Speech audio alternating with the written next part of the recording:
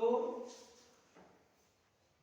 10th में आ गए, लेकिन अंग्रेजी समझने में आज भी दिक्कत आती है। आप बीए कर लेगा, बीएससी कर लेगा, ट्रांसलेशन अंग्रेजी की जब करेगा तो उसको दिक्कत आती है। ऐसा क्यों होता है?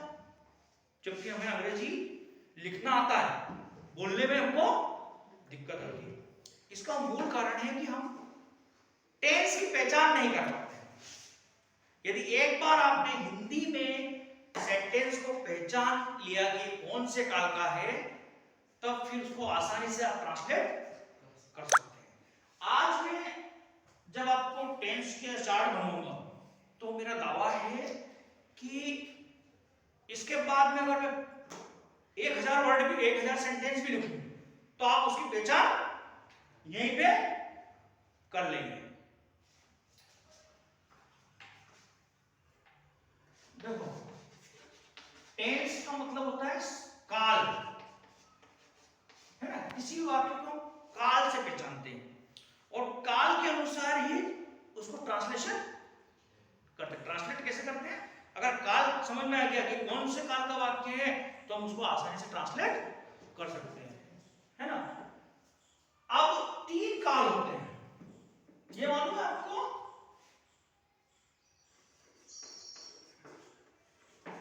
पहला काल कौन सा है? वर्तमान, प्रेजेंट। दूसरा है भूतकाल। कौन सा होता है? भूतकाल। इसको अंग्रेजी में बोलते हैं पास्ट। और तीसरा होता है भविष्य, भविष्य काल, बोलना है फ्यूचर। इसको क्या बोलते हैं? फ्यूचर काल। तो मूल रूप से काल 3 होते हैं,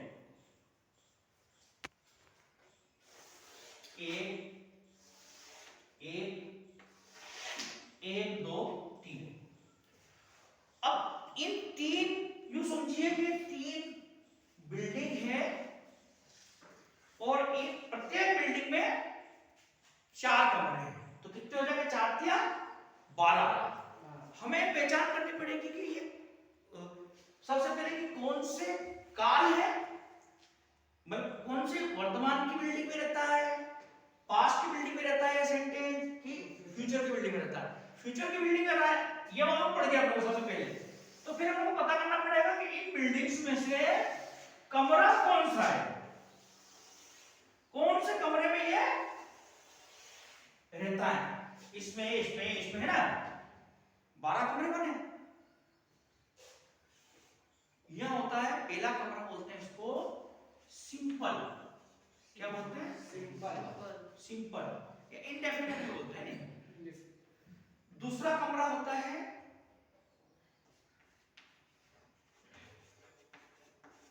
परफेक्ट और तीसरा कमरा होता है कंटिन्यूअस और चौथा कमरा परफेक्ट और कंटिन्यूअस से मिलकर के बना होता है, तो उसको क्या बोलते हैं? परफेक्ट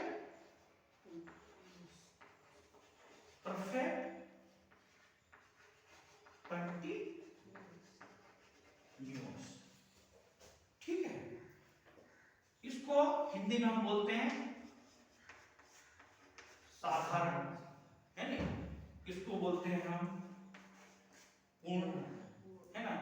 इसको कंटिन्यूअस को बोलते हैं सतत, है ना? और ये परफेक्ट, इसमें पूर्ण भी है और चल भी रहा है, दोनों स्थितियों का ज्ञान इसमें होता है। तो देखना, वर्तमान की पहचान सबसे पहले कैसे होती है? हे से। कैसे होती है? हे से होती है। भूतकाल की पहचान कैसे होती है? था, ही, थे से होती है ना? और भविष्य की पहचान कैसे होती है? गा, गी, गे। समझ में आ गया? जो सिंपल है इसकी पहचान है कि इसमें अंत में आ की मात्रा लगी होती है। क्या लगी होती है? आ की मात्रा लगी होती है। जैसे कि वाक्य के अंत में, जैसे कि खाता और ऊपर क्या है, है। खाती है, खेलती है, पढ़ती है, लड़ती है, दौड़ती है। तब ये टेंस कौन सा होगा, प्रेजेंट सिंपल प्रेजेंट हो गया। कौन सा हो गया, सिंपल प्रेजेंट। जब भी वाक्य के पीछे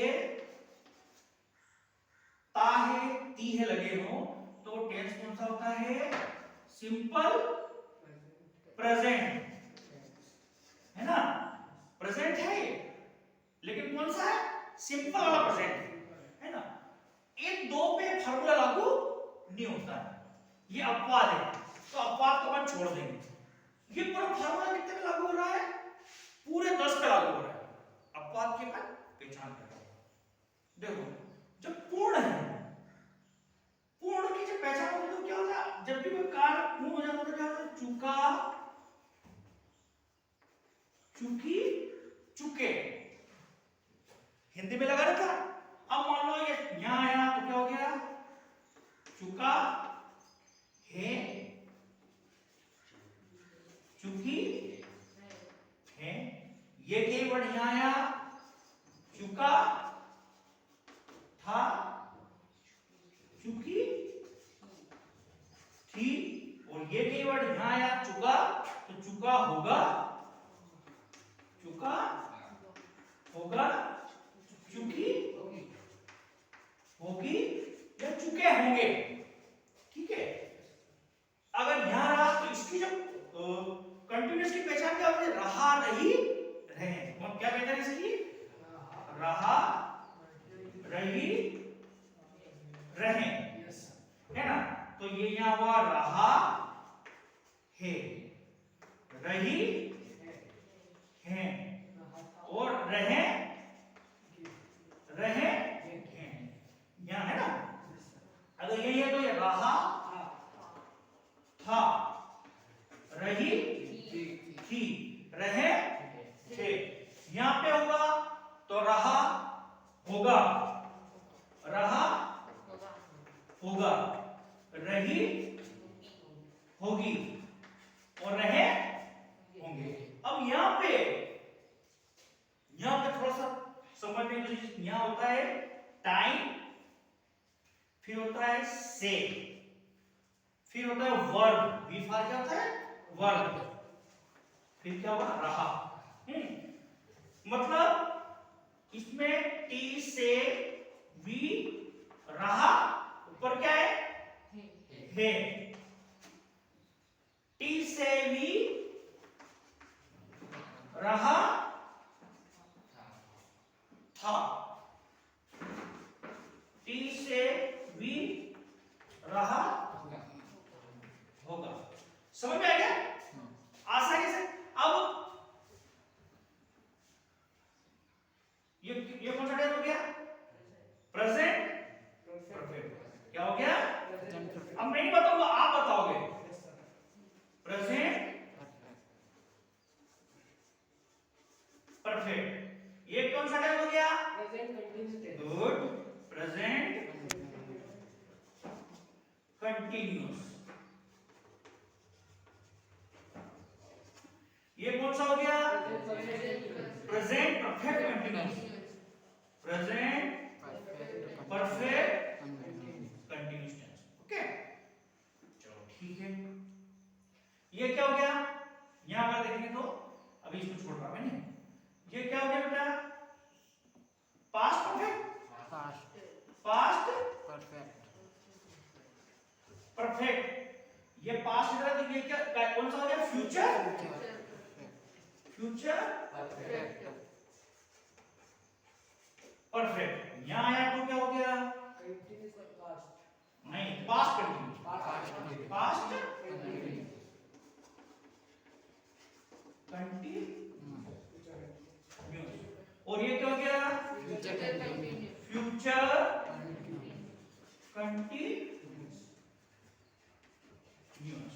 हो गया। मतलब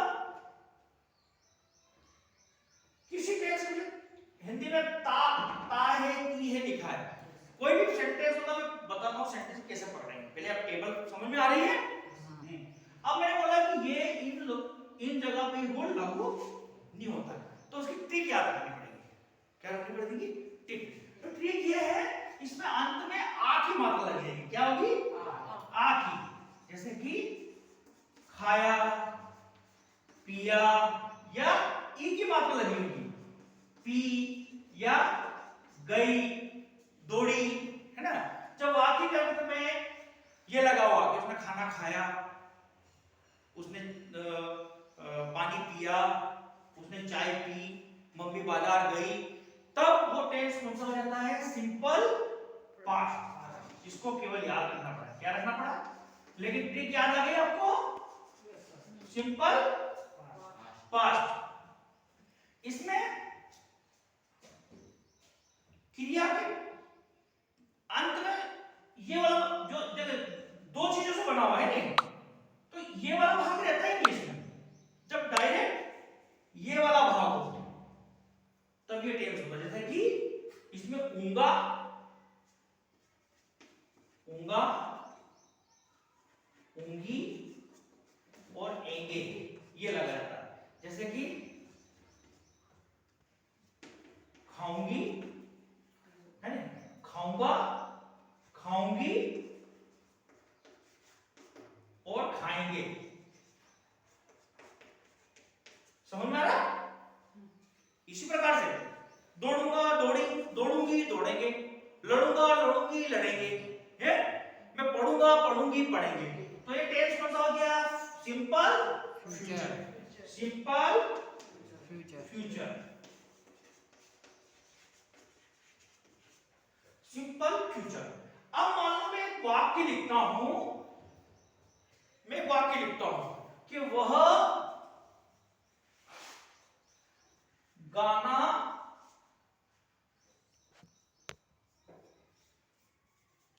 गाती है। तो सबसे पहले आपको लगाना है कि एक तीन बिल्डिंग में से कौन सी बिल्डिंग का है? इस बिल्डिंग का है, इस बिल्डिंग का है, इस बिल्डिंग का है। कैसे पहचाना? पहले बिल्डिंग पहचानी, है ना। मतलब ये प्रेजेंट का है, लेकिन प्रेजेंट में ता ती ते यहां लगा हुआ है क्या? लगा हुआ है ना, यहां लगा हुआ है, मतलब इसमें लगा ता ती ते लगा हुआ है। तो इस सेंटेंस का नाम कौन सा है? Simple tense. कौन सा टेंस है? Simple present. मतलब ये कौन सी बीमारी है? सिंपल प्रेजेंट नाम की बीमारी है। सिंपल प्रेजेंट की दवाई देंगे तो ही सही होगा। समझ में आया? पहचान से यह अर्थ होगा कि मैं कौन सा टेंस है, हमने पहचान लिया, वो उसी का अपन अगली टेबल बनाएंगे फार्मूला क्या है ना। मैंने बोला था मैं 1000 वाक्य लिखूंगा तो भी बता दोगे आप। मान लो वे गाना गाएंगे, है नहीं? भाई बिल्डिंग कौन सी है? पहचानो, ये बिल्डिंग है क्या? नहीं, ये है सिंपल फ्यूचर टेंस। सिंपल, अब तो डायरेक्ट आ गया। ये कौन सा हो गया? Simple future. Simple future.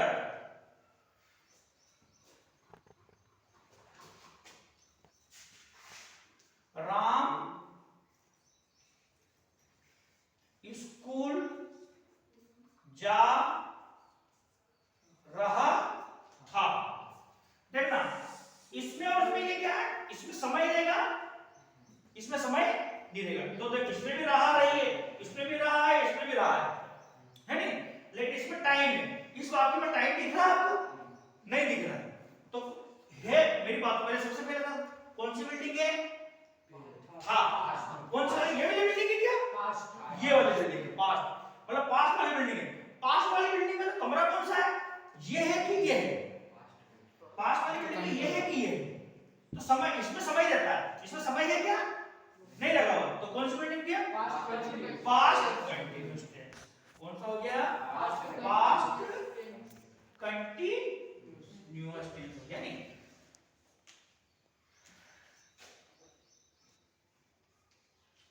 उसने गाना गाया। अब डायरेक्ट वर्ब आ गई, आया है नहीं? मैं बोला थोड़ा सा कठिन है, गाया, तो मैंने बोला आखिरी मात्रा दो जगह बताई थी, कहां पे लग रही है आखिरी मात्रा? यहां लग रही है क्या? कहां लग रही है? यहां लग रही है क्या? नहीं, कहां लग रही है? आखिरी मात्रा। कौन सा टेंस है? Simple past tense, simple past tense. मतलब मैं आपको अभी 1000 सेंटेंस भी लिख दूं तो आप पहचान कर लोगे कि ये सेंटेंस किस काल का है। आपने अगर सेंटेंस की पहचान कर ली तो अगली टेबल हम बनाएंगे कि उसको ट्रांसलेट कैसे करेंगे। ये टेबल काय की है? केवल सेंटेंस कौन से काल का हिंदी में उसको पहचान, तो पहचान बीमारी पहचान में आ गई, समस्या क्या आती है? आप टेंस इस काल का रहता है, फार्मूला ये काल लगा देते हो, है ना? इस काल का ये सिंपल पास्ट है, आप सिंपल प्रेजेंट का फार्मूला लगा देते हो तो गलत हो जाता है ना। इसलिए तो आज मेरा मानना है कि आज आपको सेंटेंस की पहचान हिंदी में कैसे करते हैं ये आ गई होगी। आ गई? यस।